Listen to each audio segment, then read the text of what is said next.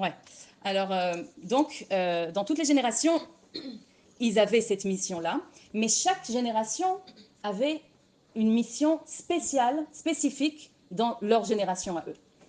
Et dans les Ilchot Mesirut Nefesh, il y a écrit que Hare mitzvot im asur lekayem az asur lekayem. Ça veut dire que il y avait des générations où il y avait des décrets comme ça, où ils ont interdit de faire Brit Mila ou je sais pas, manger kasher. Il y avait des trucs comme ça.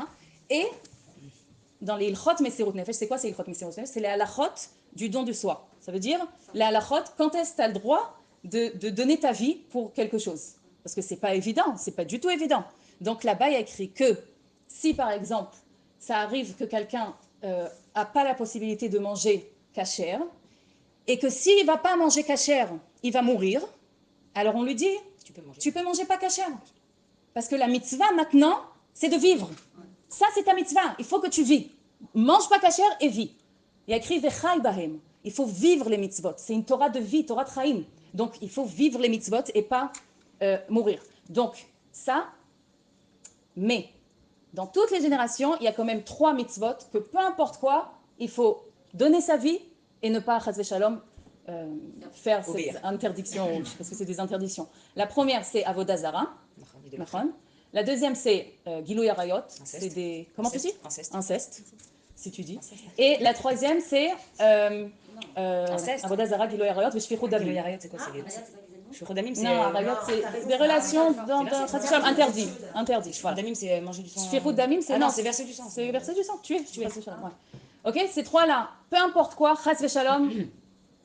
Ok, chas v'shalom, mais ça s'est passé des choses comme ça. Alors, donc... C'est quoi la première? Avodah Zara. Idolâtrie, inceste et tuer. Voilà. Mais il y a des générations où là-bas, il y avait un truc que par exemple les goïms faisaient. C'était un petit truc. Mais même pour un petit truc comme ça, eh ben, les juifs, ils donnaient leur vie et ils ne faisaient pas. Ça s'appelle Bisman Shmad. L'homme échané, c'est quoi la traduction? Mais ça veut dire, et par exemple, il y a une génération où les goïms mettaient des lacets noirs. D'accord? C'était un truc, c'était un signe de goy. D'accord? Maintenant, les juifs, ils faisaient tout pour ne pas mettre les lacets noirs, pour être vraiment séparés d'eux, pour faire une différence. Oui. Et il y a des juifs qui mourraient pour ça. Ça veut dire, ça a l'air d'être un petit truc bête. Ça va, mets des lacets, on dirait qu'est-ce qu'il y a. Eh ben non. Ça veut dire, si je mets ces lacets-là, c'est comme si je fais Avodah Zara. C'était des moments spéciaux, d'accord? Mais le rabbi dit que notre génération, il y a une mission spéciale, donc. Et cette mission, c'est pas stam une mission, c'est genre, bon, je fais les 613 mitzvot, et cette mission, c'est en plus, c'est un bonus, c'est 614, d'accord? C'est pas une mitzvah en plus, pas du tout. C'est comme une porte, que si je passe à travers cette porte, d'accord, cette mission, c'est comme la porte, que je dois passer cette porte, et là, je peux faire Torah mitzvot, et là, je peux vivre ma vie, et là, j'agis tout ce que j'agis dans le monde. Ça veut dire, sans cette mission, tout ce que je fais, eh ben, je rate la... ta kavana. Comment on dit? Il n'y a pas un mot comme ça en français. Je rate l'opportunité. C'est à côté, quoi. C'est à côté. Je loupe, voilà. Je rate le coche. Je rate le coche. Ok? Et même que je fais Torah mitzvot et tout ça, aval, an mefasfes et taïnian.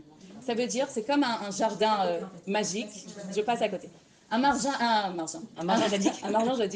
jardin magique, d'accord, que je veux profiter de ce jardin. Si je passe pas d'abord par la porte du jardin, je vais pas profiter du jardin.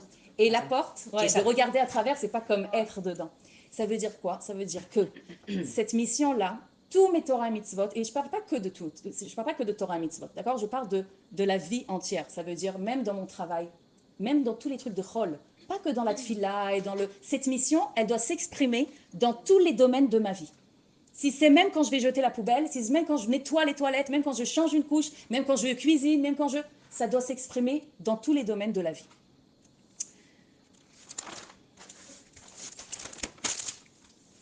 Ok, donc c'est quoi cette mission spéciale?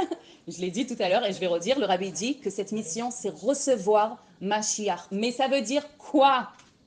C'est quoi cette mission? Recevoir, vas-y, je reçois. Viens, je reçois. Quoi de plus que ça? Allez, stop, des fois on dit stop, combien on peut? Allez, Mashiach, viens. Alors, le rabbi dit, et il dit encore plus que ça, le rabbi, dans tous ses Dvar Malchut, dans tous les discours qu'il a dit dans les années 91, 92, le rabbi, on appelle ça les Dvar Malchut, Malchut, c'est la royauté. C'est vraiment des discours d'un roi. Comme ça, on appelle ça.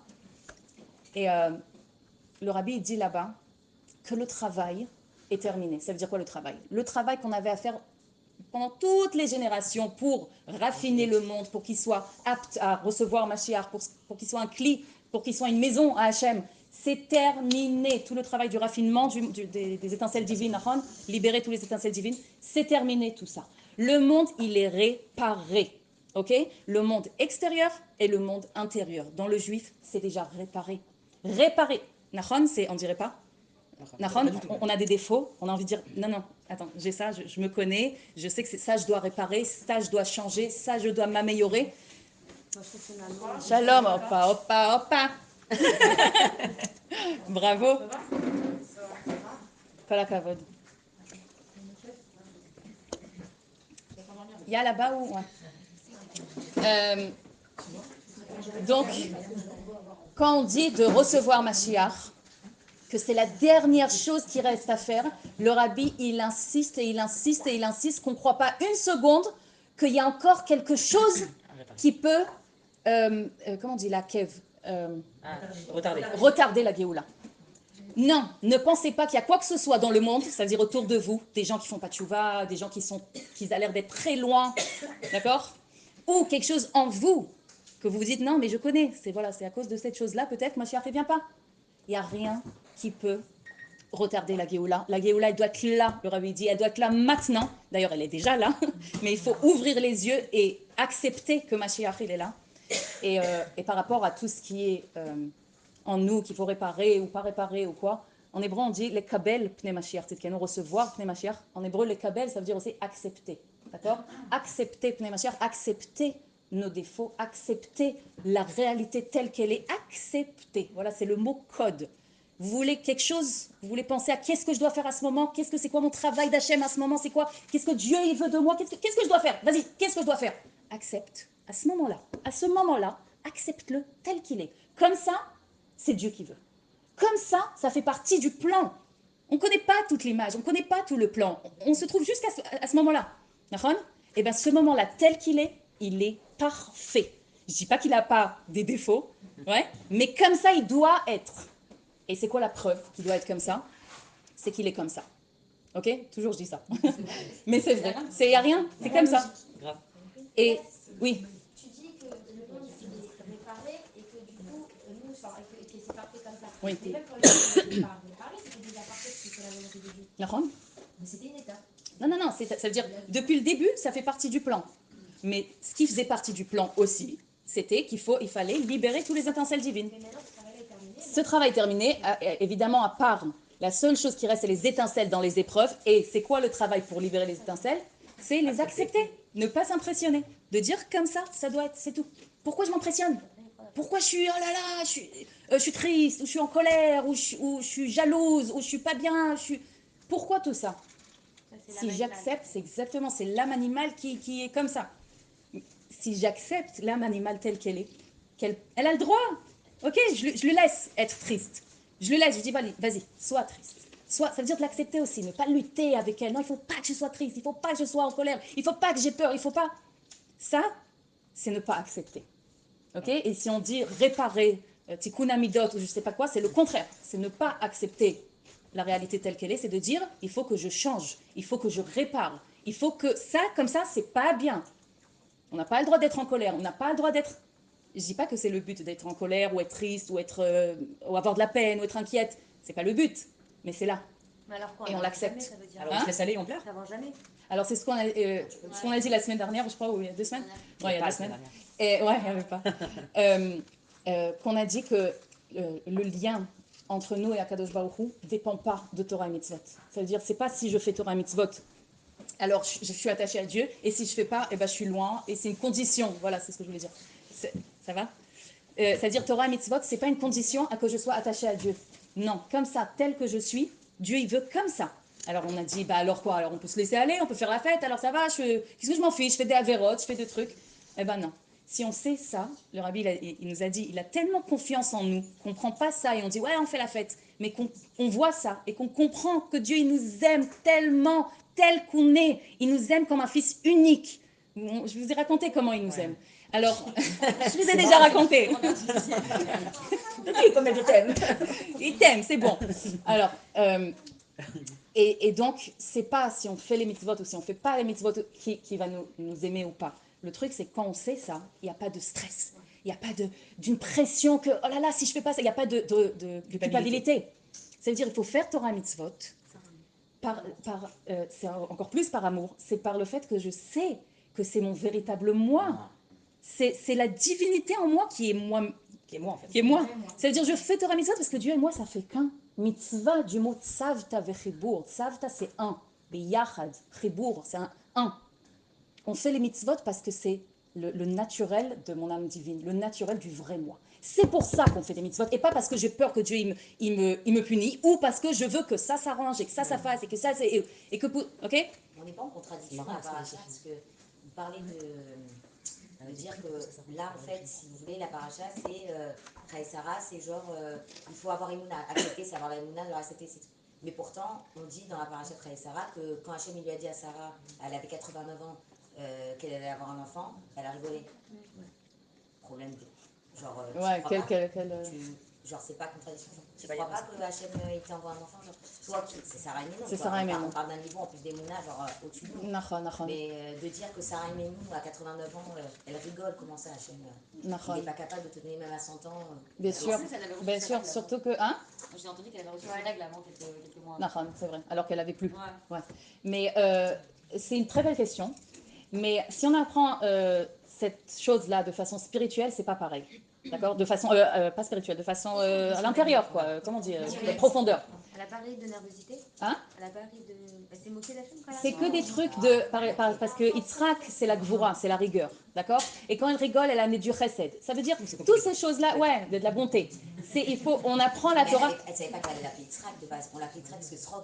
Oui, c'est sûr, mais les avot, encore une fois, c'est pas comme nous. C'est que des choses, tout ce qu'ils faisaient, par exemple, vous savez que, si déjà on parle d'un truc comme ça, j'ai entendu un truc super, aucun rapport avec ça, mais juste pour te dire que des fois, ce qu'on a l'impression de voir dans la Torah, c'est, par exemple, quand Akadosh Baruch Hu, il a dit à Abraham Avinu de, sacrifier son fils, d'accord?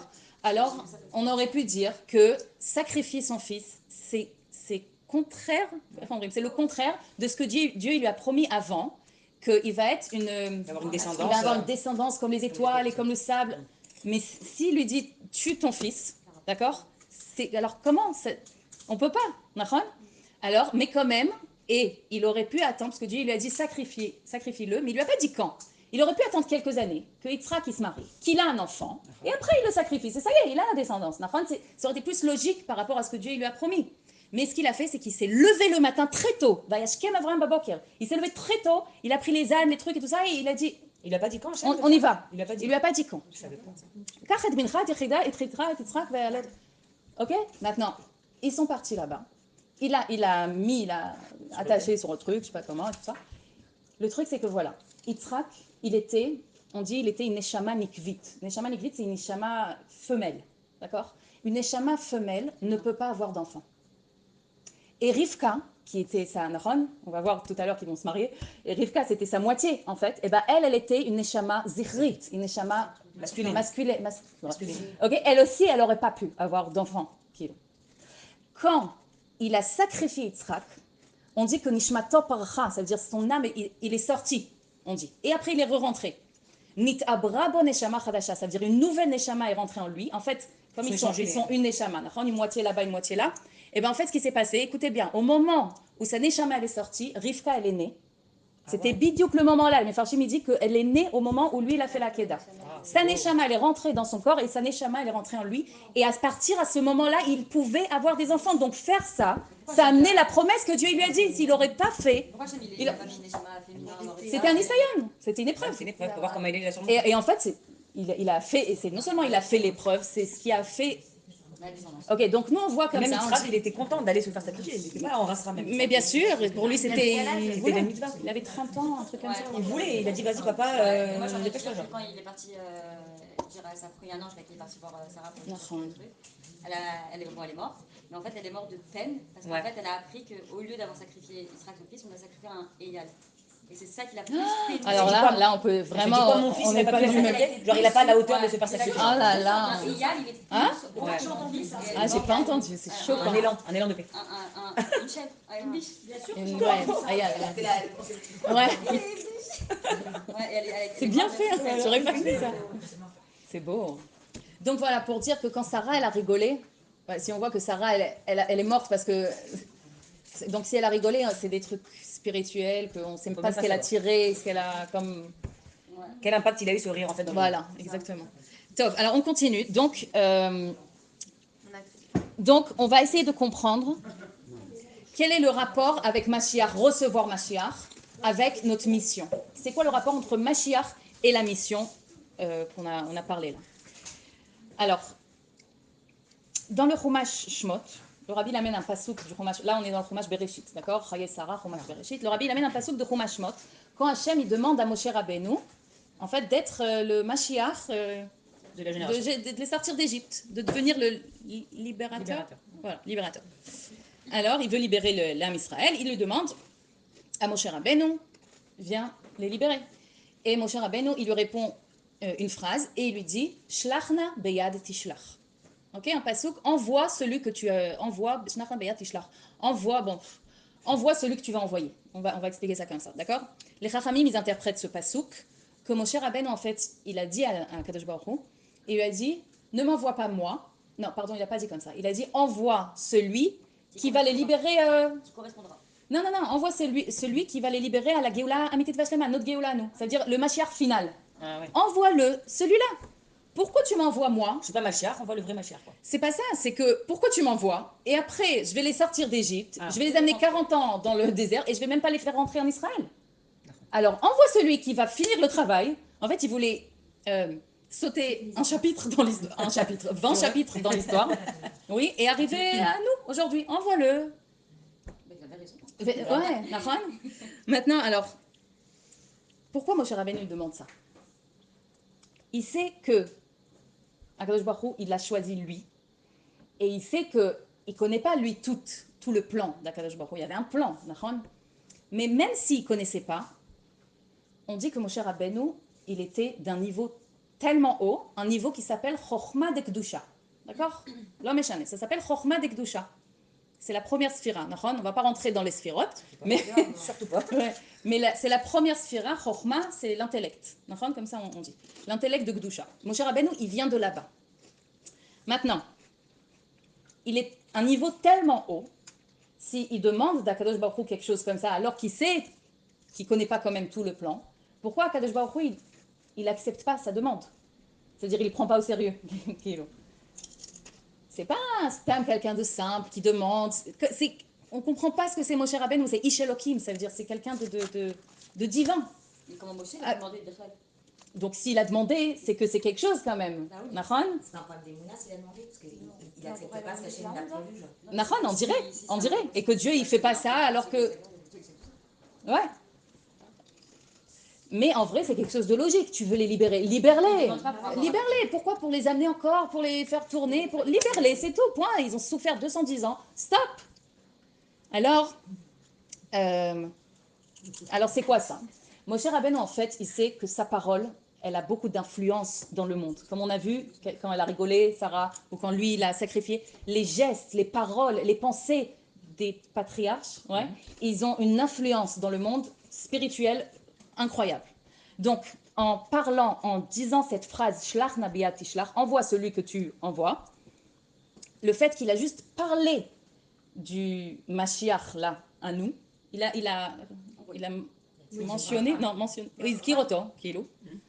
il a créé un lien. Il a créé un lien entre les deux. C'est comme si que lui, il est là, cette Géoula, ce Mashiach, il est là, Moshe Rabbeinu. Là, la Géoula, Amitit Vashlema, Bezrat Hashem, aujourd'hui, tout de suite, et Mashiach ici, en disant Shlach na beyat tishlach, en fait, ce qu'il a fait, c'est qu'il a créé un lien entre les deux. Mais ça va, hein? Les deux mondes, enfin les deux générations. Ouais, de toutes les générations, Oui, il a comme fait ça. Ah, Alors toutes pourquoi? ou que le- Non, la toutes, dernière- ça passe toutes les générations. Ah, d'accord. Quand il a parlé, c'est ce que ça a créé, d'accord? C'est comme si qu'il a fait un chibour avec la parole, un lien, quoi. D'accord, il a créé. En fait, que ça soit pas comme ça, comme si qu'ils sont sortis d'Égypte après 40 ans dans le désert, après ils rentrent en Israël, il construit le Beth Amikdash, il est détruit, et après encore une fois une galoute, ok? Et, Bezrat Hashem la Géoula, que ça soit que ils sortent d'Égypte, et pendant tout ce qui se passe après, c'est une Géoula en fait. C'est une seule chose. Chaque chose fait partie, c'est comme si il les a montés sur le chemin de la Géoula. Ok? Non. Non? Yes. Ça veut juste dire qu'on a les mêmes âmes que ça c'est sûr, mais ça c'est sûr. Aval c'est c'est quoi? À part celles qui sont nées le vendredi. Ah oui? Ah je savais pas. Des nouvelles âmes. J'ai accouché, les jumeaux sont nés Shabbat. Ceux qui sont gauchers aussi. Mais ça veut dire en quoi c'est quoi? Alors un gaucher qui est Shabbat. En quoi c'est intéressant? En sachant que pendant toutes les années de la galoute, que nous on croyait qu'on est dans une galoute profonde, en fait, si tu veux, en parallèle, on est en Géoula tout le temps. C'est un processus de Géoula. Non, c'est pas un processus que tout ça on arrive à une Géoula, parce que ça, alors, c'est quoi le lien qu'il a créé? On ne dit pas que c'était la Géoula depuis Moshe Rabbeinu. C'est ce que je te dis, que depuis qu'ils sortent, bah, c'est ce qu'il dit le rabbi, que depuis qu'ils sont sortis d'Égypte, en fait, ils ont été tout le temps, on a été, d'accord, on a été tout le temps, en fait, en parallèle de la galoute, il y a toujours la Géoula. C'est pas quelque chose de fou. La Géoula. Non, ça c'est. Mais comment? Et pourquoi quand je te dis que maintenant on est en Géoula, ça oui, tu peux accepter? Parce qu'on a libéré toutes les essentielles, on a fait un travail, on a fait ci, il y a eu un processus pour arriver jusqu'à là. Il y a eu un processus. Mais On peut être en Géoula depuis Moshe Rabbeinu. Mais c'est pas qu'il y a eu un processus. Il fallait tout ce qui se passe, Mais d'accord? c'est pas D'ailleurs, il y a Géoula, eu toutes ces La choses-là. Shoah et tout, c'était pas Bah, ou Géoula. sinon, pourquoi on n'est pas passé comme Moshe Rabbeinu, on croyait qu'il a dit, de Géoula Mitzrayim direct en Géoula? Oui, mais la C'est parce qu'il raison, c'est fallait pas- tout ça. Ouais, donc c'est un processus de Géoula, c'est pas la Géoula en elle-même. Non, toi tu crois que c'est un processus, mais c'est des choses C'est pas une qui se Géoula. sont passées dans la Géoula, dans le monde, d'accord?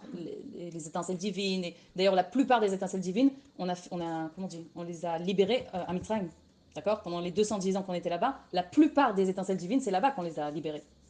Maintenant, C'est une épreuve, en fait, c'est une épreuve des mounins, la Shoah. tous ces galoutes, toute la galoute. Pour moi, Bah, c'est toute pas la Non, on vie, parle de la c'est Shoah parce que c'est ce qu'on connaît, mais il y a... Non, non, parce qu'elle a parlé de la Shoah. Bah oui, c'est la même chose. Oui, c'est une galoute. Alors c'est une Géoula, une galoute. Pendant tous les années, 2000 plus d'années de galoute, ok? Pendant toutes ces années de galoute, en parallèle, on est toujours... C'est comme si on marche sur D'accord, donc c'est comme un si truc la de Géoula, Géoula. c'était un autre monde. Et en fait, il faut Attends, juste vas-y, ouvrir la attends, porte vas-y. pour rentrer dans ce truc. Mais ça vient dans le même temps. Ça veut dire que, si tu veux, d'accord? C'est Tu qu'à peux aller chaque en Géoula. instant, on pouvait rentrer en Géoula, d'accord? Voilà. Et c'est pas pour rien qu'il y a un Mashiach dans chaque génération. Enfin, dans chaque génération, il y a un Mashiach. Mais c'est qu'il y a un Mashiach dans chaque génération. La génération que la Géoula doit venir, mais un Mashiach, c'est tout. C'est qu'il y a toujours une Géoula. Hein? C'était qui le Mashiach de la Shoah, de l'époque de la Shoah? Bah, le Rabbi Rayetz. Rabbi Yosef Yitzhak. Ok. En fait, la Géoula, c'est un état d'esprit, en fait. Avec tout ce qu'on apprend, j'espère que tu le sais. Non, mais c'est-à-dire, pas- C'est sûr que... Alors, Esther, elle va pas, hein. Non, parce que c'est un état d'esprit, mais il y a le Beth Amikdash, il y a le Beth Amikdash, il y a le Mashiach, il y a Triat Hametim, il y a tout ça. On a parlé des deux époques. Non, tu t'imagines Non, évidemment on a parlé des deux époques. La première époque, vous vous rappelez? On ne va pas rentrer dans ça. Mais on a dit qu'il y a la première époque, que c'est là, qu'on se trouve maintenant. Et la deuxième époque, c'est le Triat Hametim, Beth Amikdash et tout ça. Ok, donc... Comment c'est qu'on se rapproche alors? Je comprends pas. c'est quoi? Comment c'est qu'on se rapproche alors de la fin? On ne se rapproche pas de la fin, on se trouve déjà. À toi de choisir si tu veux rentrer dans cet esprit de commencer à vivre déjà Géoula ou de vivre Galoute, c'est ton choix, ça veut dire. J'arrive pas à expliquer. C'est quoi vivre galoute? Il y a la mort, la Géoula, il y a pas Le mal, être mal. Non, mais c'est pas ça. Non, vivre Géoula, bah, on va continuer parce qu'on parle de ça. Parce que c'est la mission recevoir Mashiach. Donc comment vivre Géoula, comment recevoir Mashiach? Hein? Vivre galoute aussi. Oui. Et vivre Galoute, ça va être très facile, tu vas comprendre ce que ça veut dire. C'est ça. Bah,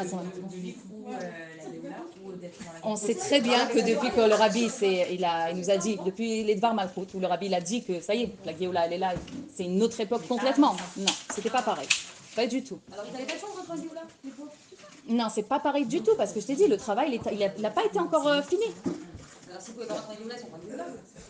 Non, c'est pas comme nous maintenant, d'accord? Pour eux, ils n'ont pas fini encore le travail. Ils auraient pu finir le travail avant, ils auraient pu peut-être, mais le travail n'est pas fini. Là, le travail est terminé. Le travail, il aurait pu se terminer avant.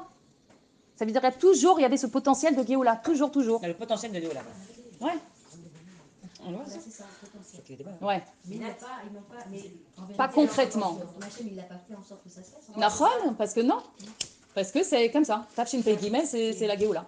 La Même. de Moshe, qui a fait qu'on avait cette possibilité, mais en réalité, ils n'ont pas pu l'avoir eux-mêmes. Exploité. Non. Mais c'est quelque chose quand même que pendant toutes ces années-là, ça veut dire qu'il y avait ce potentiel de Géoula et c'est ce qu'il a fait en fait Moshe Rabbeinu en disant ça. D'accord? Et il a fait un lien entre tous les générations. On dit une fois aussi que toutes les géoulottes, même les petites, Nachon, leur source c'est Nachon. elles découlent de Exactement. de l'Égypte. Le rabbi dit que pour comprendre ça, d'accord, ce qu'on a dit là, ça veut dire quoi cette Géoula, pourquoi, comment on vit, comment on fait, on va essayer de comprendre la première mission du monde, de la Torah. Quoi. Et non, la première mission, c'était quoi? Qui c'est qui a envoyé en mission? C'était Abraham Avinu. Il a envoyé Eliezer en mission Pour trouver trouver une femme à Yitzhak. Pardon. Et à Haran. Haran, il lui a dit de partir à Haran et de lui trouver. Ça, c'était la première mission. C'était comment on dit celui qui en un missionnaire? Ah, c'est facile. Oui, en mission. Donc, c'est le premier missionnaire, c'était Abraham Avinu, qui a envoyé un chaliar, un émissaire. Émissaire, voilà, parce que missionnaire, ça va un peu. Non, mais émissaire, c'est le chaliar. C'est un envoyé. Non, mais qui c'est qui l'a envoyé? Mais c'est un missionnaire, on dit ça. Ah, celui qui l'a envoyé. Oui, celui qui l'a envoyé. Émissaire, c'est quoi alors? C'est un serviteur Missionnaire, qui a et été celui qui est envoyé. parti, c'est l'émissaire. Émissaire, celui qui est Ça, Barbara alors? Hein? Ça va pas, Barbara? Commanditeur? Émissaire. Ok, non. C'est un autre truc. Ouais, c'est plus. C'est marrant, c'est rare. Elle le connaît. Un soudage, je sais pas. Missionnaire, on dit. Même dans les Bon, je vais dire celui qui a envoyé. Ok, de toute façon, je vais pas dire beaucoup. Qui est envoyé, celui qui a envoyé. Qui a envoyé. Non, pour moi, c'est important. C'est un serviteur qui est en mission. Non, mais je vais pas dire tout ça pour dire un truc. Je veux dire celui qui a envoyé. Envoyé. Et l'autre, c'est l'émissaire. Sabrina, Voilà, c'est tout. on a besoin de toi là. C'est quoi alors? C'est un émissaire? C'est un missionnaire? On a tous bugué, ok. Bon, alors. Personne ne sait. Bon, ok. Maintenant, On en reste un envoyé. Voilà. le rabbi dit que si on va comprendre ce qui s'est passé dans cette mission-là, alors on va comprendre ce qu'il a dit Moshe Rabbeinu, Shlach Nabeat Ishlach. Envoie celui que tu as envoyé. En fait, on va comprendre le rapport qu'il y a entre le Mashiach et le Shaliach. Parce que lui, il a parlé de Mashiach. Et non, maintenant, on va parler de Shaliach. Shaliach, c'est un émissaire. On va comprendre le lien qu'il y a entre les deux. Alors d'abord, il y a une grande discussion dans la Torah qui dit, est-ce que cette mission-là que Eliezer il avait, il est parti autant que Shadran, comment on dit Shadran? Marieur. Un marieur, d'accord. Intrometteur, peut-être. Marieur, c'est très bien. Celui qui marie, quelqu'un qui marie. Ok. Est-ce qu'il est parti autant que marieur ou autant que émissaire? C'est quoi la différence entre marieur et émissaire? Qu'est-ce qu'il y a? Alors le rabbi dit que shlucho chez la dame kumoto. Ça veut dire un envoyé, un émissaire de quelqu'un, c'est comme si que c'est lui-même. Le rabbi, quand il envoie un chaliar dans un endroit dans le monde, c'est le rabbi dans cet endroit-là. Mamash, le rabbi dans cet endroit-là. Ça veut dire, c'est comme si que Abraham lui-même, quand il a envoyé Eliezer, c'est comme si que lui, il est parti chercher une kala à sa fille. Son fils. À son fils. Je sais pas ce que j'ai à dire sa fille chaque fois. Ok. Eliezer, c'est comme un morceau de Abraham qui va chercher une kala. Alors, maintenant, c'est quoi la définition d'un émissaire? La définition d'un émissaire, d'un chaliar, c'est un attachement total à celui qui l'a envoyé. C'est comme si qu'ils sont un. Ça, c'est la définition du chaliar. Et un marieur, c'est quelqu'un que tu lui demandes une faveur. Genre, trouve-moi quelqu'un, trouve pour mon fils, ou tu lui payes d'argent même. Mais c'est quelqu'un qui est séparé de toi, complètement, avec des idées à lui, avec des pensées à lui. Il est vraiment deux entités séparées. D'accord? Maintenant, alors, donc, chaliar, ça fait un. Et là, c'est deux personnes séparées. Alors, au début, on peut croire qu'Eliezer, c'était un marieur, parce que si on voit l'histoire, vraiment dans l'histoire, Eliezer, il voulait marier sa fille avec Yitzhak. D'accord? Il avait l'idée, comme un marieur, tiens, Yitzhak, pour ma fille, ça va bien ensemble. Mais Abraham, comment on dit, oui, Béchoto? Il a casé, ouais. Il a recalé. Et il lui a dit, aucun rapport, ma fille est avec ton fils, mon fils est ta fille, aucun rapport. C'est Arour, l'omidabek bebarour. Ah ouais, carrément, maman. Ta descendance, c'est aucun rapport avec ma descendance. Ah bon? Ouais, pourtant c'est Eliezer. Bah c'est ça. Mais comme quoi, c'était aucun rapport, qu'il ne pense même pas. Mais le fait qu'il avait une pensée à lui, Ouais. alors on peut croire qu'il était séparé d'Abraham Avinu, qu'il était en fait marieur. Il avait des idées différentes de Abraham. Et d'un autre côté, Eliezer, c'était pas Stam, un esclave d'Abraham, c'était, on dit qu'il tenait tous les biens d'Abraham. Il contrôlait tous les biens d'Abraham. Ça veut dire il contrôlait tout. Et non seulement ça, non seulement dans le matériel, mais aussi dans le spirituel. Il diffusait la Torah de Abraham, il diffusait la divinité dans le monde, mamash. La Torah d'Abraham, il diffusait partout. C'était pas Stam, quelqu'un. Comme on dit, Eved Melech Melech, un esclave d'un roi, c'est le roi lui-même.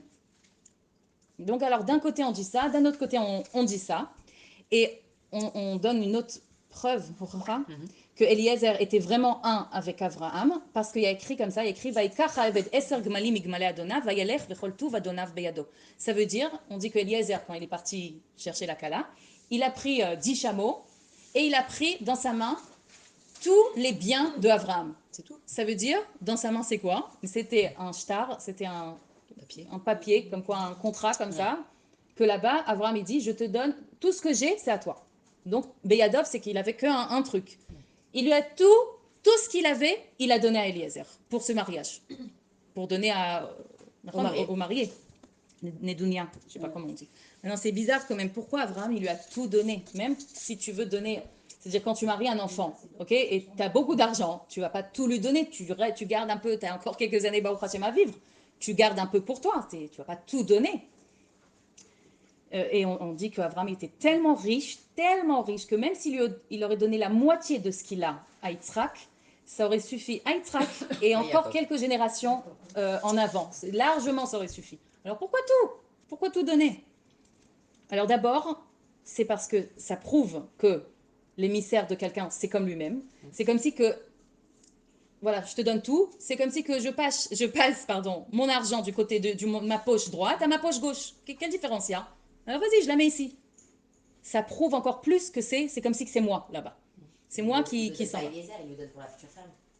Oui, mais en donnant à Eliezer déjà, c'est comme si que c'est Abraham qui va là-bas. Après, on va comprendre pourquoi il a tout donné. Mais le fait qu'il le donne, c'est comme si que c'est lui-même qui va avec ses biens, avec ses trucs, chercher une... Dans le document, c'est marqué que c'est à lui, à Eliezer. Que c'est à Eliezer, tout.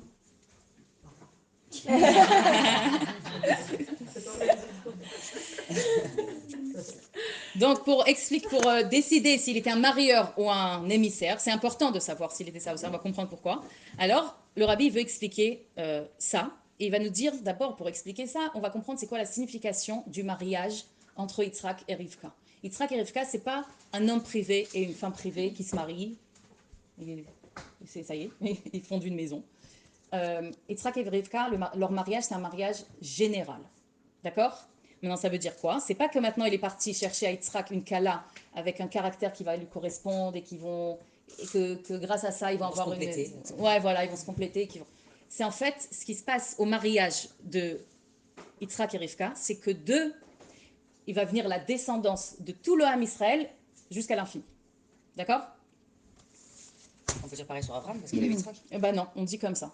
Que c'est le premier mariage... Parce qu'Abraham, il est né, il est devenu après, juif, voilà, après le... Ah, d'accord, tu Ouais, et il était avec Sarah avant ça. Il était avec Sarah. Et là, c'est comme si que c'est un juif qui est né avec une... Deux hommes vrais juifs. Voilà. Ouais. Donc, Il n'est pas juif. ouais, mais c'est ivri qui est... Ouais. Et puisque c'était un mariage général, Abraham a donné tout ce qu'il a pour cette chose-là. Parce que c'est pas un simple mariage d'un enfant qui se marie et d'accord, tu lui donnes la moitié ou quoi. C'est vraiment quelque chose qui est en rapport avec le clan Israël, avec tout le Ham Israël. Et pour ça, Abraham, il a donné, c'est même symbolique, c'est même pas pour que ça réussisse. C'est pas ça. C'est je donne tout pour le binyan du Ham Israël, pour construire cette maison-là qui va amener tout le Ham Israël. Alors, le rabbi l'amène dans l'Écouté Torah, qui c'est Admor Azaken, que le mariage de Yitzhak et Rivka, en fait, c'est un mariage de la neshama et du corps, d'accord? Parce que Yitzhak, c'est un niveau dans la divinité qui s'appelle Ma, d'accord? Qui est la neshama. Et Rivka, c'est un niveau dans la divinité qui s'appelle Ban, qui est le corps. Ouais, Ma et Ban. Ma et Ban. Ma, c'est la neshama, Ban, c'est le corps. C'est des trucs de Kabbalah, d'accord? T'es pas obligé de te dire, oh mon ban. Mais... Je vais faire un ban dans mon ban. Ok, donc, en fait, Avraham Avinu, il envoie Eliezer pour trouver un chidour, pour créer un mariage, pas que de Yitzhak et Rivka, et qui vont amener la descendance de tout le monde. C'est pas que ça. C'est à ce moment-là, à leur mariage, il y a eu un mariage entre le corps et la neshama. C'est quelque chose qu'il n'y avait pas avant ça. D'accord? Ça a commencé déjà à la Brit Mila de Avraham Avinu.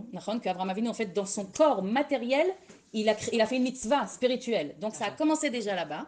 Après, encore plus, dans le mariage de Yitzhak et Rivka, la neshama et le corps se sont mariés.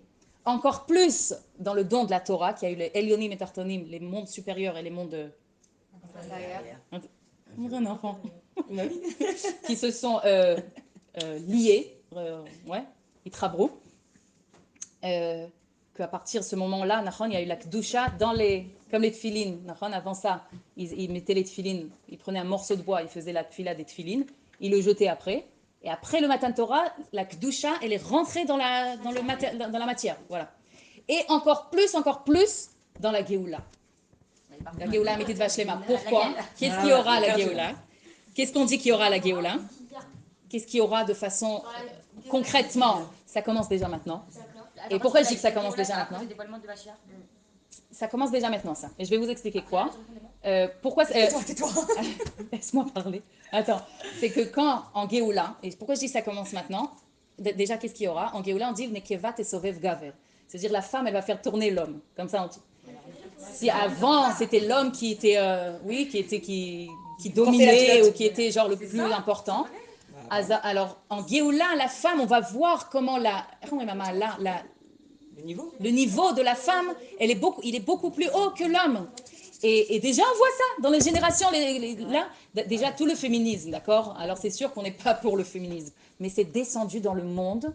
Après, c'est parti dans des endroits de folie, mais c'est descendu dans le monde parce que le monde, il est prêt pour ça.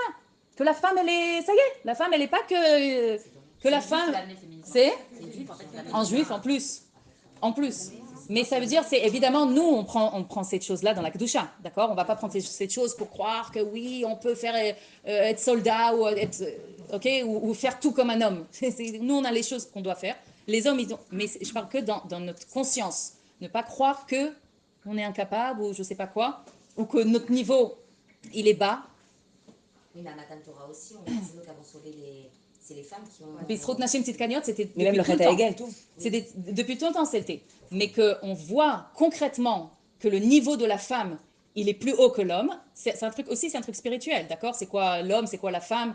Et où ça s'exprime? On dit que l'homme, c'est la neshama, et la femme, c'est le corps. On a dit Yitzhak, c'est la neshama. La femme, c'est le corps. En galout, c'est la neshama qui nourrit le corps. C'est normal, le corps, il a besoin que la neshama, elle le nourrit. C'est pas l'inverse, hein? Un peu plus là. Non. C'est pas le corps qui nourrit la neshama? Tu manges et t'es... Ben non, et quoi? Et sans la neshama. Sans la neshama, tu meurs. C'est la neshama qui donne la vitalité. Sans la neshama, le corps ne vit pas. Non, sans la neshama, le corps, il n'a pas de vitalité. Tu peux comprendre ça, que Akadosh Baruch Hu, il a créé de la poussière, on est, avec la, comment on dit? Quand il a créé Adam, c'était un truc, et il a soufflé la neshama, et quand il a soufflé la neshama, c'est la neshama qui voit à travers l'œil, c'est pas l'œil qui voit. Ah, ok. On a expliqué ça. Alors, qu'est-ce que j'ai dit? Donc j'ai dit que et en galout, c'est la neshama qui nourrit le corps. En Géoula, c'est le corps qui va nourrir la neshama. On va voir comment le corps, il est plus élevé que la neshama. Comment on peut croire ça? C'est impossible. Quand tu fais les mitzvot, ça te sert à élever tu vas manger. En fait, tout ce que tu fais va C'est ce que je viens de dire. Exactement. Non, mais ça, c'est en Géoula. Déjà en Géoula. Ça, c'est en Géoula. Je prends mon portable. C'est maintenant, ça. Notre âme divine, on essaie de Mais ça, c'est sortir. maintenant. On le vit, là. Ah, ok. Ah, bah, évidemment, ça sert à ça, les épreuves. Ça. Non, ce qui doit être, c'est le lien entre les deux. Mais en Géoula, et on voit que ça commence déjà. Pourquoi je dis que le corps, il nourrit la neshama?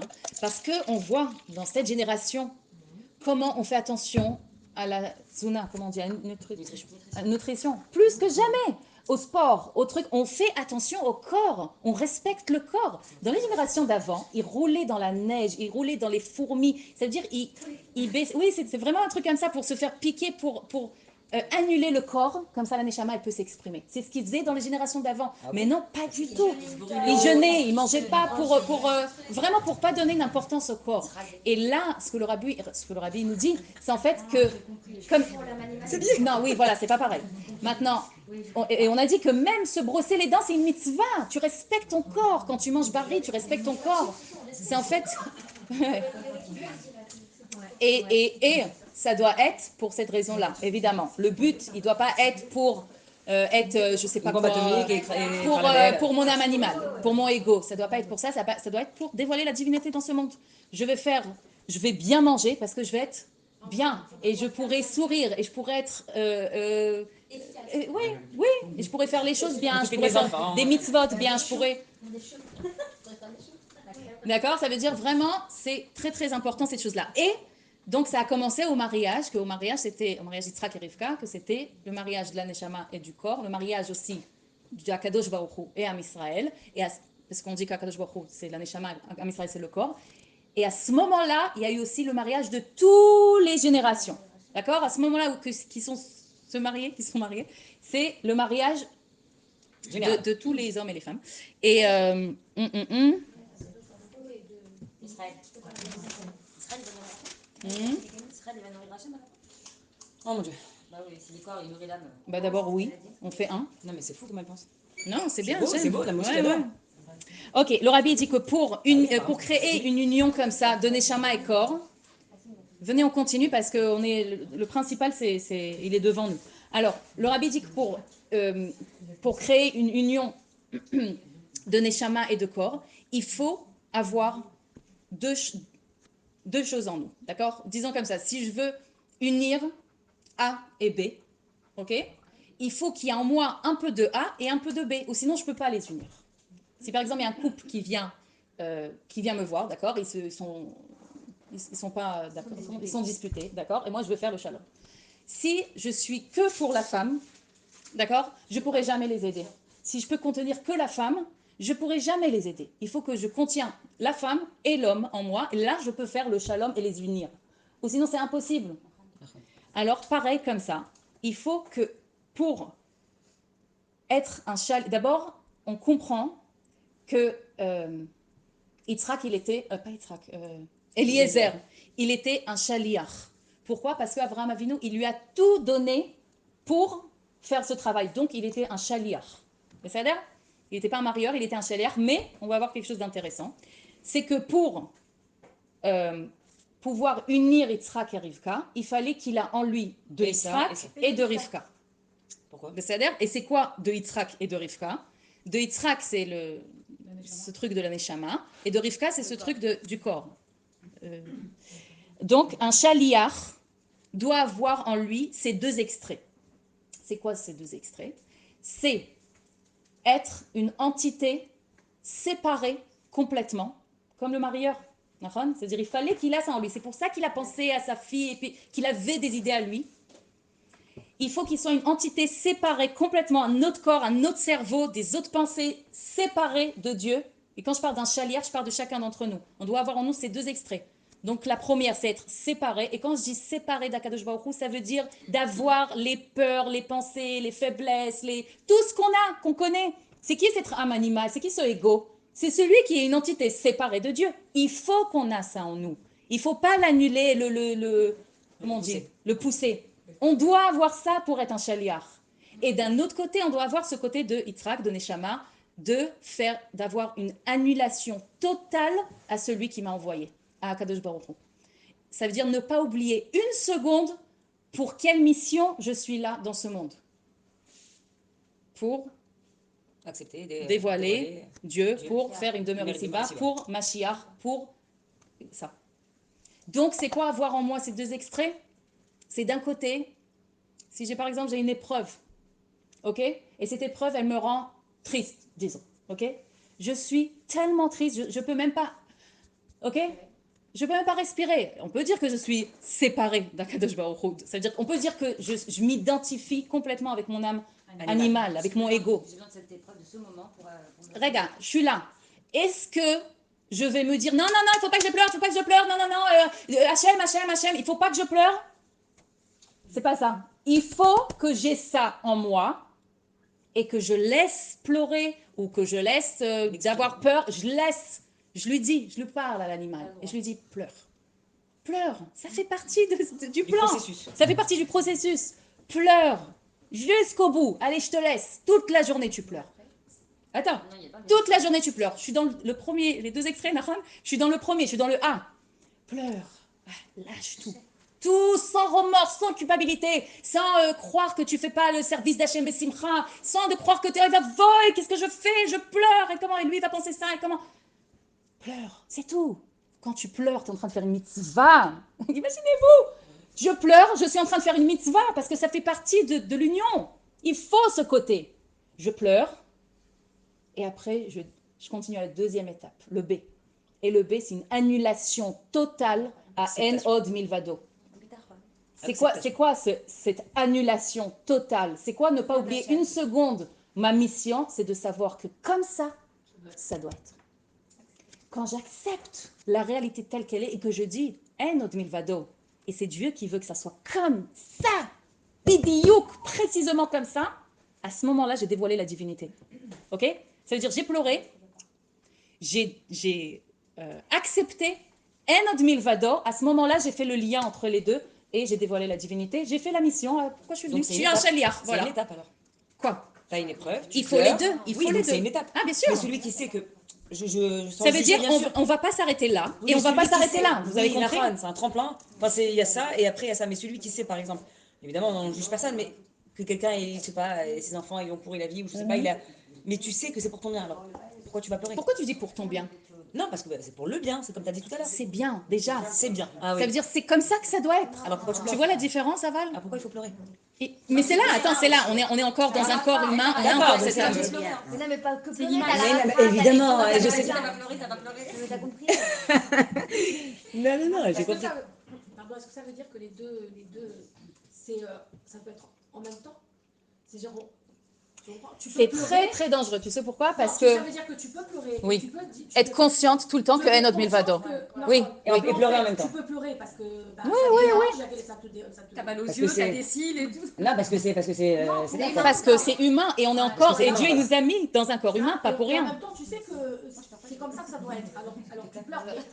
Parce que c'est plus fort que toi. Mais il faut faire attention. C'est un chemin d'acceptation. Nahon. Faut parler d'accepter. Nahon. C'est ça, alors tu pleures. Tu sais quand même, tu sais, parce que tu sais que c'est comme ça que ça doit Ouais, être. on est conscient de. Tu vois, mais Et comme quand t'es tu humain, pleures, tu peux pas ou t'empêcher. que t'es inquiet, Ouais. ça, machin, jusqu'à que finalement tu lâches vraiment. Et alors, mais finalement, ce qu'elle dit, c'est ça. C'est après, t'arrives qu'aux deux. C'est pas que tu pleures plus. C'est que t'as accepté. Nahon. l'histoire. Tu l'as accepté. Attends, mais si on a Alors, accepté. t'arrives pas aux deux. Tu vois ce que je veux dire? Oui, tu Alors, peux faire en même temps. le Tu peux faire en même temps. Moi, je dis Non, c'est. en même temps, il n'y a pas de temps. Je veux te dire que le 1, il existe tout. Non, mais quelqu'un, il a une Il épreuve, reste tu dis. toujours. Hein. Mhm.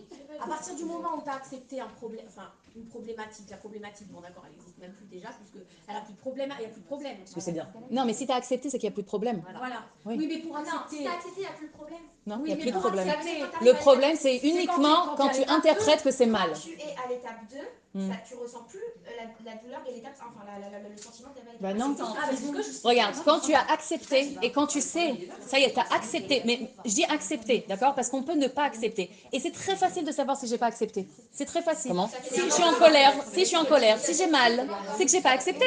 C'est facile, c'est... Ok? Maintenant, du moment où j'accepte, et on peut le faire que après que ça s'est évaporé, c'est sorti de moi, la première étape. Impossible, si j'étouffe, je pourrai jamais accepter. Ça peut être long Et alors c'est l'étape 1. Ça peut être long. Ça dépend de chaque personne après. C'est pour ça qu'on apprend ça. C'est pour ça qu'on apprend. C'est un switch. Il faut pas. Je suis stressée. Il faut pas. C'est tout bâche pratique. C'est si je dois pas accepter, ça fait partie de mon parcours que j'ai pas accepté. Il y a pas d'erreur aussi. Il y a pas de tout bâche pratique. Je vais accepter au moment où je dois accepter.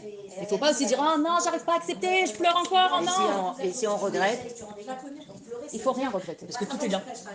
Il faut rien regretter justement, parce que tout est par providence divine. Tout, chaque étape, si on regrette, c'est comme si on dit Dieu il a mal fait, il s'est trompé. J'adore tes histoires.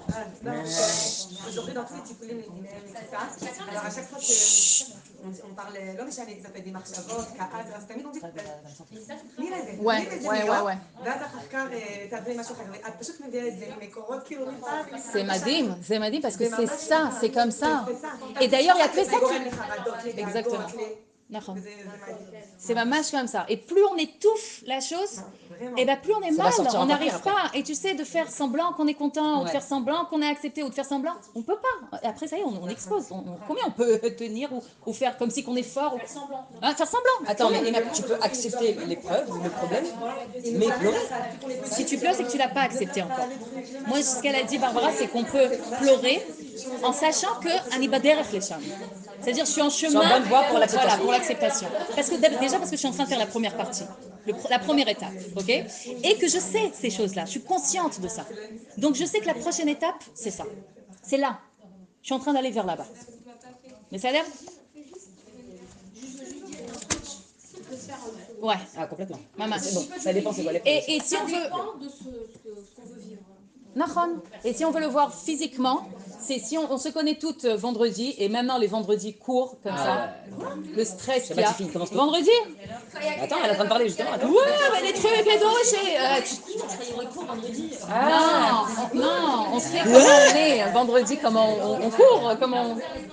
Et le stress qu'il y a le vendredi, on est comme des folles, mais dès qu'on allume les bougies, Chacha.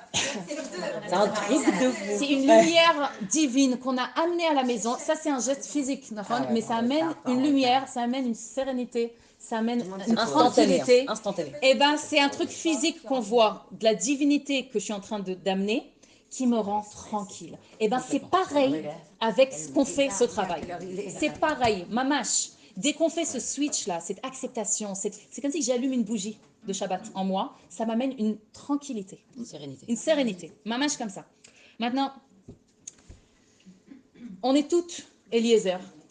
Et on a toutes besoin, on a toute cette mission de marier Yitzhak et Rivka qui est en nous, d'accord? Le corps et la neshama qui sont en nous, qui doivent être un. En fait, il faut que la neshama, elle s'exprime dans le corps et qu'elle ne reste pas séparée. C'est ce qu'on vient de dire là, ok? C'est ce qu'on vient de dire. Et, ok. C'est le but du monde. Et comme Abraham Avinu, il a tout donné à Yitzhak, à Eliezer, pour faire cette mission, à Kadosh Baruch Hu, il nous a envoyé nous, il nous a envoyé nous, comme Abraham il a envoyé Eliezer, il nous a envoyé nous dans ce monde, être des émissaires pour faire cette mission de dévoiler la divinité, de faire une demeure ici-bas. On est des émissaires de Dieu. Et justement, je suis en train de dire, il nous a tout donné à chacun. On a tout à notre portée en fait. Tout. Il nous a donné toutes les forces qu'on a besoin, toutes les idées qu'on a besoin, toutes les couleurs. Chacun, c'est une couleur dans ce monde.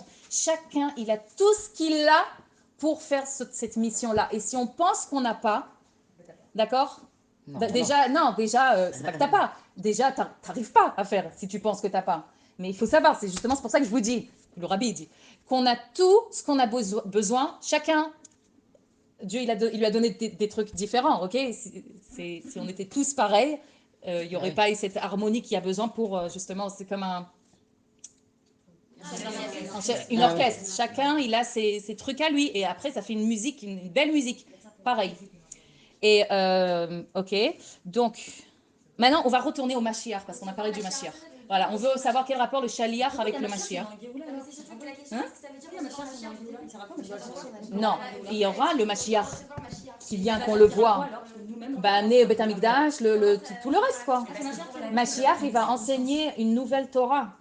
Vous savez que la Torah de Géoula, d'abord c'est une Torah qu'on commence à la goûter. C'est-à-dire le Dvar Malchut, on commence à goûter cette nouvelle Torah, Torah Chadasha Meiti Tetse. C'est une nouvelle Torah qu'on va étudier, une Torah qui est infinie. Déjà, cette Torah, elle est infinie. Ah, déjà, c'est là. Alors, on va vivre complètement différent, mais toujours dans ce monde, d'accord? Toujours dans ce monde. Il ne faut pas croire qu'on va aller dans un autre... Bon, on continue. On s'égare. Alors, ok, alors... Ouais, alors, on va retourner au Mashiach. Mashiach, qui est en fait le Shaliach d'Akadosh Baruch Hu, pour amener la Géoula Ici-bas. ici, dans ce monde. Mashiach, il amène la Géoula en nous et dans le monde. C'est-à-dire, maintenant, on a dit qu'un shaliach, il a besoin d'avoir ces deux extraits. Nachon? Annulé et séparé. On va appeler ça comme ça. Donc déjà en lui, il a ces deux extraits parce il doit être un humain. Nilcham, Ilchamot Hashem, nachon, il y a les trucs de Mashiach. Mais quand même, c'est Ish Elokim, ça doit être, c'est un morceau d'Akadosh Baruch Hu, Mamash. Il a en lui ce A et ce B. Et c'est pour ça que quand Moshe Rabbeinu, il a dit Shlach na beyat tishlach, en fait, maintenant accrochez-vous, d'accord? Parce qu'en fait, ce qu'il dit, c'est comme ça.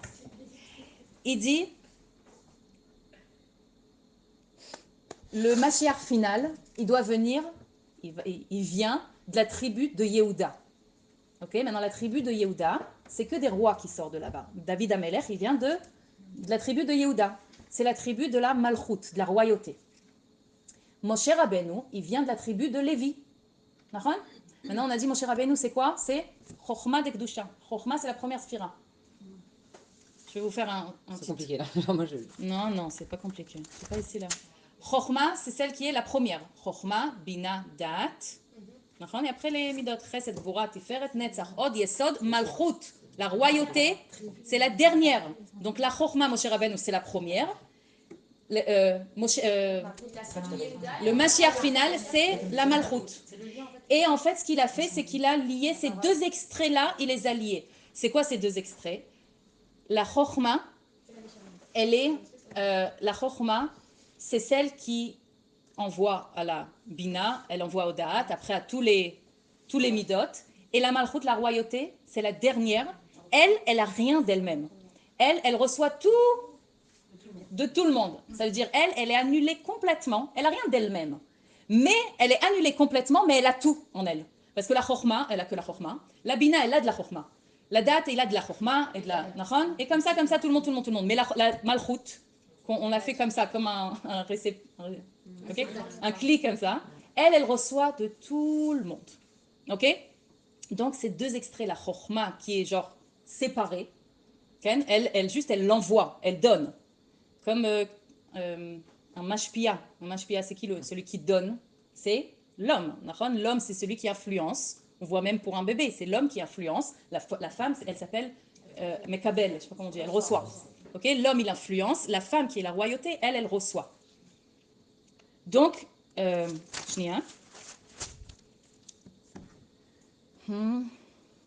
alors, qu'est-ce qu'il dit en fait, mon cher Rabbeinu, quand il dit ça? Il dit, je veux qu'il y ait un lien entre moi et entre le Mashiach final. Okay? Je veux créer un lien entre la Chochma et la Malchut. Ok? Entre la Neshama et le corps. C'est l'homme, la Neshama, et le corps, et la femme. Arshav, comme ça. Le rabbi vient, il dit comme ça. Shaliach, je pense que vous avez remarqué, c'est les mêmes lettres que Mashiach, sauf que le Lamed est le même. Lamed, c'est 30. Gematria 30. Même, c'est 40. Maintenant, tu es un Shaliach. Pour arriver à être Mashiach, il te faut ces 10 forces de l'âme. Chochma, Bina, Dat, Chesed, Gvura, Tiferet, Netzach, Od, Yesod, Malchut. Il faut que tu aies tout ça, ces 10 sphirotes-là, pour devenir un Mashiach. Ça veut dire quoi devenir un Mashiach? On vient de dire qu'on est des Shaliach. Ça veut dire quoi devenir un Mashiach? Par exemple, quand je me trouve dans une situation... Hein? On les a en nous. On les a en nous. C'est juste maintenant, il faut être conscient de ces deux extraits. Quand tu fais ces deux extraits, c'est en fait, tu as englobé. Ok? Quand tu fais ces deux extraits... de tout, mais de la même quantité. Non, celui qui a tout, c'est celui qui est annulé complètement. Oui, il a de tout le monde, mais de la même quantité. C'est-à-dire qu'il a autant de rigueur, autant de recette. C'est l'harmonie. Aujourd'hui, les hommes, il y a beaucoup, dans le monde, il y a beaucoup de personnes qui sont très jalouses, très rigoureuses. Ah, mais c'est leur âme animale. Qui les part dans leur âme Non, animale. mais il n'y a pas de truc dans ça. Il n'y a pas 7. Il y a 3 l'intellect et 7. Ça fait 10. C'est 10 forces de l'âme. Et on mélange les deux. Il faut qu'il y ait une harmonie entre les deux, en fait, je crois. Non, on ne parle pas de l'âme animale et l'âme divine. Ça, c'est 10 forces de l'âme. Ces 10 forces de l'âme, on les a dans l'âme animale et dans l'âme divine. D'accord? Mais maintenant, on parle ces 10 forces de l'âme. Dès que je fais les deux extraits, la Chochma et la Malchut, ce qu'on a parlé, les deux extraits d'être quand même avec une pensée à moi, avec séparée, une entité séparée, mais quand même être annulé complètement au Ratson, Hachem, au Ratson de cette... pourquoi je suis là.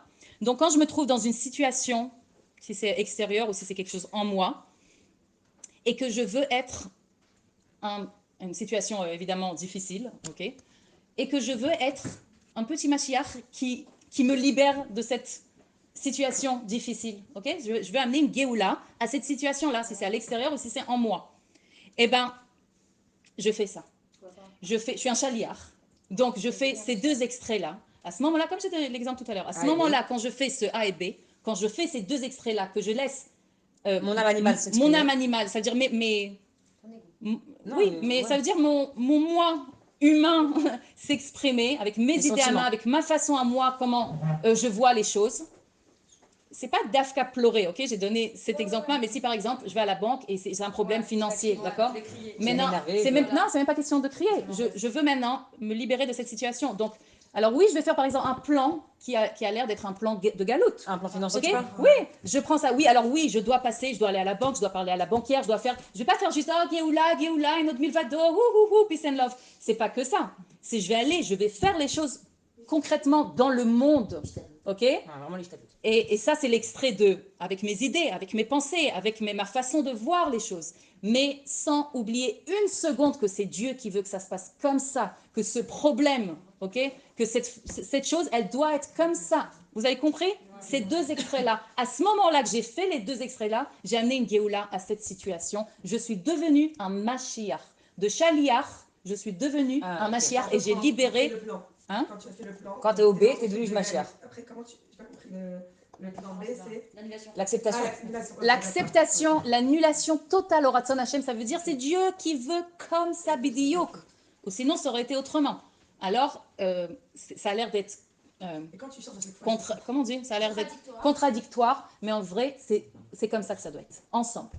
Est-ce qu'on doit réessayer à chaque fois? On voit qu'il y a un plan de galoute on voit que ça bloque. On essaye d'autres choses. Quand ça bloque, tu dis Dieu, il veut comme ça. C'est comme ça. C'est que ça va pas s'ouvrir. C'est dur de se dire ça. Alors qu'on continue de pleurer, on se morfond. Et d'abord, essaye de faire ces choses comme ça. Accepter. Et je vais vous dire quelque chose. Accepter la situation, c'est pas dire attends, je suis en train de faire ce qu'Enat a dit au cours. Attends, je fais le A. Maintenant, je suis dans le B. Ça va arriver. C'est que t'as pas accepté. C'est que tu veux que la situation elle change. Tu fais une manipulation en fait. Quel est c'est-à-dire que même toi, par exemple, demain, je sais pas, un exemple tout bête, je sais pas, voilà, les problèmes financiers, imaginons. Si tu es là à la maison en train de te croiser... Elle a dit que tu fais l'ishtablout. Oui, parce qu'elle me dit pourquoi l'ishtablout, je réponds. Voilà, donc tu te lèves, tu trouves un travail. Si dans ce travail, tu gagnes pas assez d'argent, tu essaies de trouver un travail. Si après, au bout d'un moment, tu vois que... En fait, c'est sûr qu'Hachem, il a prévu de toute façon dans l'année, tu allais gagner tant. Soit par comme ça, tu allais gagner tant. Mais il faut quand même se lever et dire qu'il faut faire ça jusqu'au bout. Bah c'est le A, c'est le A. Voilà. Pas jusqu'au bout, par contre. Non, mais ça veut pas dire que tu n'as pas accepté, c'est-à-dire qu'on s'en fout, le B, le numéro 2. C'est-à-dire que c'est de faire ça. Non, mais pas te morfondre. Non, mais voilà. Oui. Non. Tu donnes ton possible, après c'est quoi qu'il a Oui, c'est exactement. C'est ce qu'elle dit, mais pas te morfondre et pas être angoissé, pas être stressé, pas pleurer, pas te tapitoyer sur ton sort. Et d'ailleurs, et si ça vient, trouver un travail, et j'ai pleuré, encore une fois. Oui, c'est ce qu'elle dit. Non, ça, on va dire. Elle n'a pas dit quelqu'un qui, par exemple, Oui. Ouais, faut pas forcément pleurer. Le cœur, c'est pas forcément l'étape 1. Non, mais imagine, elle a un certain âge, ça vient pas. Et par exemple, je sais pas moi, elle a dit de faire un 4 ça. Non, non, mais. C'est quoi? T'as compris, genre, elle a déjà un certain âge, ça veut dire, elle va faire quoi? Genre, elle arrête? Ça n'a pas marché, imagine.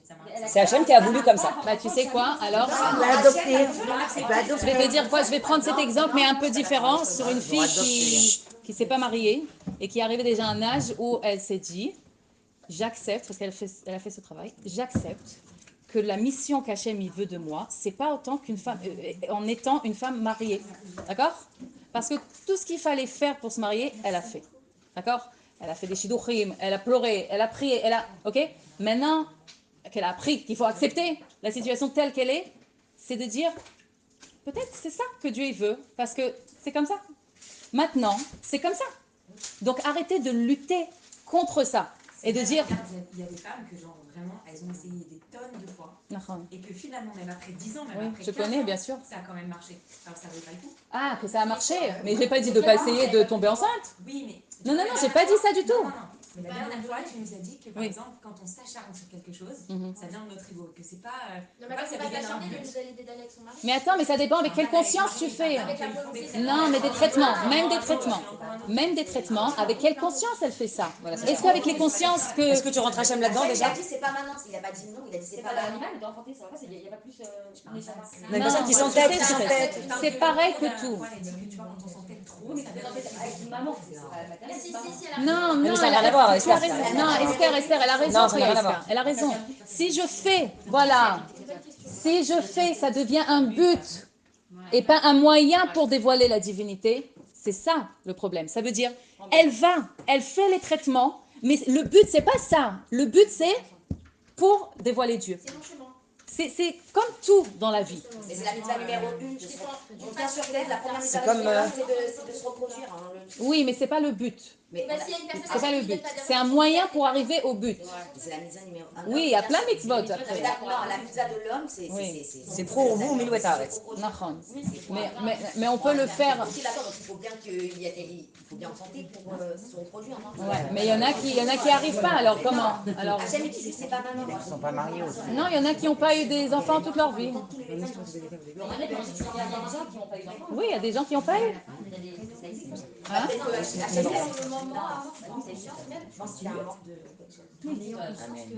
Que j'accepte. Exactement. C'est la fin de la phrase. Le résultat, j'attends pas de résultat. C'est exactement ça. Non, enfin.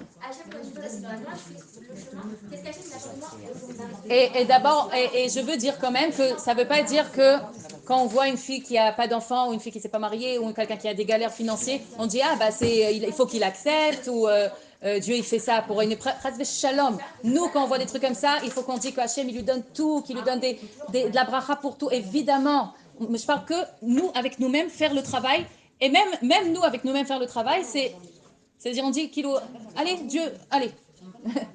D'accord. Dafka dans le Dvar Malchut cette semaine, le Dvar Malchut, le Rabbi dit il dit là-bas le Rabbi que même si Akadosh Baruch Hu, il n'a pas amené encore le Mashiach parce qu'il a du plaisir de notre travail. Alors il n'a pas envie d'amener le Mashiach parce qu'il a tellement plaisir de notre travail que et le Rabbi l'a dit même ça c'est pas une raison qu'il l'amène pas. C'est comme si il dit à Dieu il y a que toi qui a non c'est pas le pouvoir c'est il n'y a que toi qui retarde ça. Ça y est, il n'y a plus rien d'autre. Pourquoi tu retardes? C'est comme si qu'on dit comme ça. Mais donc, vraiment, vous avez compris alors? Donc, recevoir Mashiach, c'est en fait être un shaliach. C'est quoi? Ces deux extraits-là, je suis dans toutes les situations dans ma vie, dans tout ce que je fais dans ma vie. Je vais faire un repas, un plat, on a dit. Je vais faire un plat. J'ai l'idée de qu'est-ce que je vais faire. J'ai une pensée, un truc et tout ça. J'ai peut-être même mon ego qui dit je suis une bonne cuisinière. Allez, c'est un peu ribouk, kazé. Ok. Mais, en od milvado, même dans cette casserole-là, en od milvado, tout est pour dévoiler la divinité, tout est pour recevoir Mashiach, Arshav Mamash. Donc, dès que je fais ce travail, Eveti Mashiach. Dès que j'ai fait ce travail, Eveti Mashiach po, Eveti Mashiach po, Eveti Mashiach po.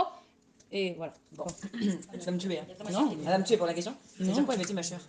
Non, c'est pas Eveti ma chère. J'ai dévoilé la divinité, j'ai délivré, comment dire, libéré une angoisse en moi. J'ai libéré un conflit. J'ai libéré, bien sûr, personnel, bien sûr, et évidemment qui influence la Géoula générale, évidemment. Je me suis libéré de mes angoisses et j'ai apporté une Géoula. Ouais, je vis encore un peu une Géoula. D'accord, c'est ça. Moi, j'ai pas compris le Lamed et le Mem. C'est Shaliach et Mashiach. Oui. 70, 30 et 40. Et ça fait quoi? Parce que c'est les mêmes lettres. Shaliach et Mashiach. Après, c'est il faut 10. Ah, c'est les sphères. Mais 7 et 40 et 30, ça fait 70. Non. Shaliach, voilà. On commence par être. Non. On commence par 30. On commence par 30. Non, c'est pas 40 moins 30, c'est 30 plus 10. 30 plus 10. C'est quoi les 30? 30 c'est le chaliar. Plus les 10, les 10 Ah, les sphérot, les 10 forces de l'âme, je deviens Mashiach. Et c'est quoi les 10 forces de l'âme? C'est les deux extraits. Entendu, mais bougrement, t'es Ça devient Mashiach. Chaliar plus 10, j'avais Mashiach. C'est même un target. Hein? Tu fais un cours sur ça. Quoi? Ça, les sphérot. Ouais. On va faire ça. Il a dit on va faire. Ah ouais, il a dit on va faire. Voilà. Allez. Bye. Qu'est-ce que j'écris là? J'ai écrit ici recevoir Mashiach, c'est comme si qu'on met la tête du rabbi sur nous. Non, parce qu'on dit les kabel pnei Mashiach, c'est aussi de recevoir un visage de Mashiach. C'est quoi recevoir un visage? C'est on regarde le rabbi et on voit comment il est le rabbi. Il est beau. Déjà, il est beau. Et il est jamais, on va le voir comme ça. Toujours avec les traits détachés. Et... La mâchoire comme ça qu'on a des fois à la fin de la crispé, journée. ouais. Hein, Crispé, ouais. on a envie de... D'ailleurs, je me fais un massage comme ça. Il est toujours un visage détendu. Il y a une photo que j'aime pas, moi. C'est quoi? Mais le rabbi, il est le droit. de la Hein? Ah oui, regarde. Attends, viens, j'envoie ça.